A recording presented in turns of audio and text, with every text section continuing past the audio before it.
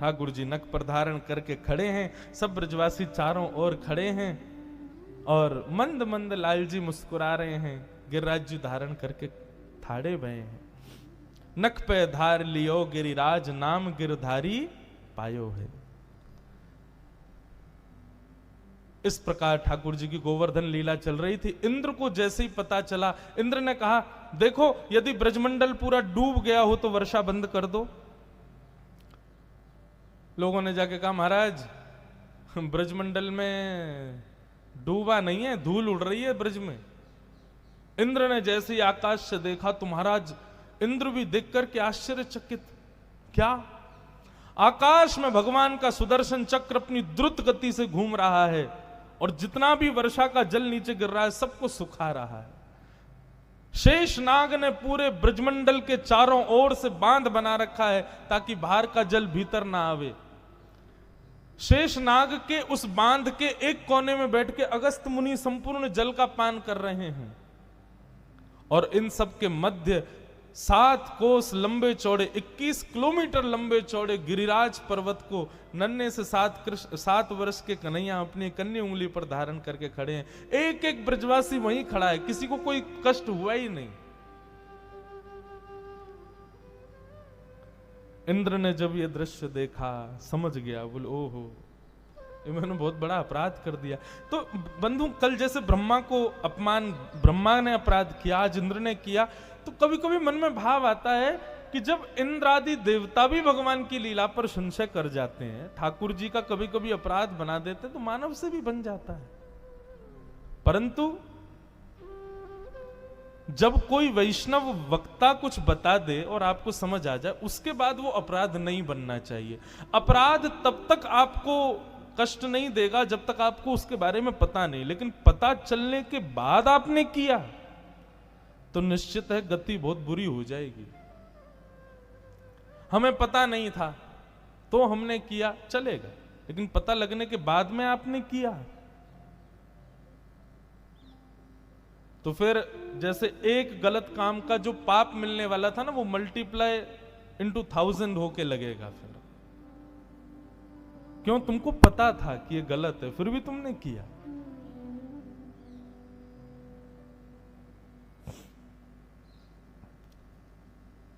इंद्र को जैसे ही पता चला कि ये भगवान है, मैंने तो अपराध कर दिया, तुरंत वर्षा बंद कर दी। वर्षा बंद होते 7 दिन 7 रात्रि बाद सब ब्रजवासी बाहर आ गए। ठाकुर जी ने दोनों भुजाओं से गिरिराज जी को पकड़ा और एक तरफ से नीचे विराजमान कर दिया। ब्रजवासी सब ठाकुर जी को कंधा पे उठा के नाचने लगे, आनंद करने लगे। दूर देखा कि इंद्र खड़ा है। ठाकुर जी ने जैसे इंद्र को देखा, सब ब्रजवासियों से बोले अब थोड़ी देर नेक में आराम करके आऊं, आप लोग सब व्यवस्था करो।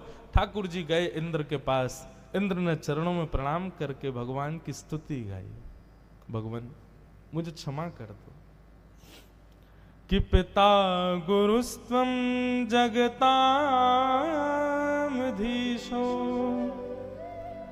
दुरत्ययः काल उपात्त दंड हिताय स्वेच्छा तनुभि समीहसे मानम विधुन्वन जगदीश मानिना। बंधु, अपराध करने के बाद में जो उस अपराध को स्वीकार नहीं करता और उस अपराध को सत्य साबित करने के लिए कि मैंने नहीं किया, हमेशा षड्यंत्र रचता रहता है, ऐसा व्यक्ति राक्षस ही माना जाता है। लेकिन अपराध करने के बाद में नतमस्तक हो जाए, अपने अपराध को स्वीकार करे और दंड के लिए स्वयं को प्रस्तुत कर दे, वही मानव है। मुझसे कोई पूछे कि मानव का सबसे बड़ा गुण क्या है, तो अपने अवगुणों को स्वीकार करना यह मानव का सबसे बड़ा गुण है। हम लोग अपने अवगुण स्वीकार नहीं करते, हमारे अंदर कोई कमी है। और आजकल तो एक नई प्रचलन चालू हो गया है कि हमारे अंदर अवगुण है और कोई व्यक्ति यदि हमको बताए कि तुम्हारे अंदर ये अवगुण है तो हम सुनकर के भी उसको क्या बोलना चाहिए इतने ढीठ हो गए हैं कि हम पे कोई फर्क ही नहीं पड़ता है। हमारे गुरुदेव, हमारे पूज्य पिताजी महाराज कथाएं सुनते हैं और सुन करके केवल ये निकालते हैं कि इसको क्या सुधार करना है, इसने गलती कहां की, गलत कहां बोला। जब तक अपराध जन्य नहीं, अपराध कोई नहीं बताएगा। क्यों कहते हैं गोस्वामी तुलसीदास जी की निंदक नियरे राखिए।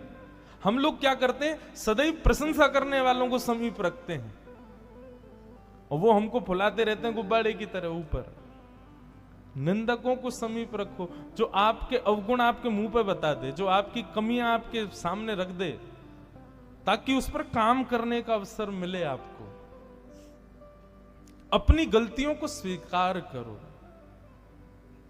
और बदलाव करो। फिर बंधुओं देर हो जाएगी बहुत, फिर पछताएंगे हम कि हम चाह सकते थे, हम चाहते तो इसको ठीक कर सकते थे, क्यों नहीं किया। और माफ कीजिएगा, दुनिया का सबसे बड़ा कष्ट यदि कोई है ना, तो वो है गिल्ट। अपने अंदर से अपने ही प्रति घृणा होना, और ये होगी, सबको होगी। जिसने भी अपने अपराध को जानकर के भी नहीं सुधारा उसको होगी। और माफ कीजिएगा, जो व्यक्ति स्वयं से घृणा करते हुए प्राण त्यागता है, निश्चित है कि उसका पुनर्जन्म होगा और किसी भयानक योनि में होगा। क्यों? क्योंकि स्वयं के प्रति घृणा तभी होती है जब हम चाहते हुए भी अपने अवगुण को ठीक नहीं कर पाते।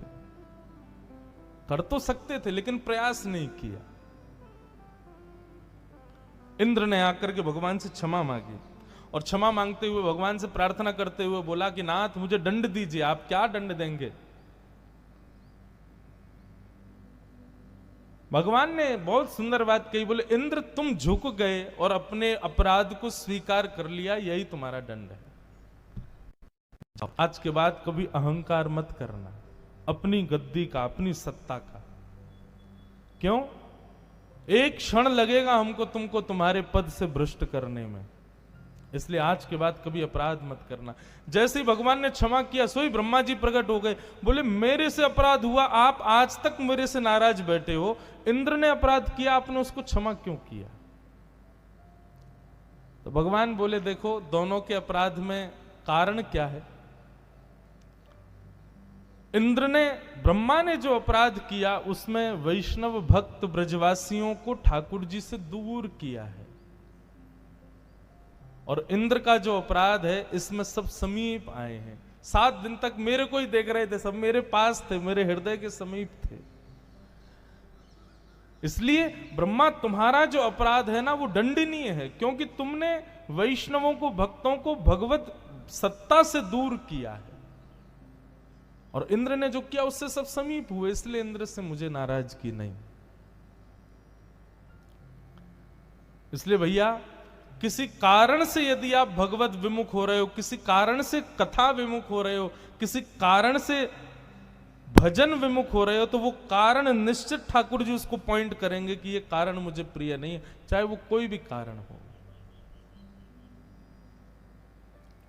भगवान ने इंद्र को क्षमा कर दिया और क्षमा करने के पश्चात इंद्र ने ठाकुर जी के चरणों में प्रणाम किया, प्रस्थान कर गए।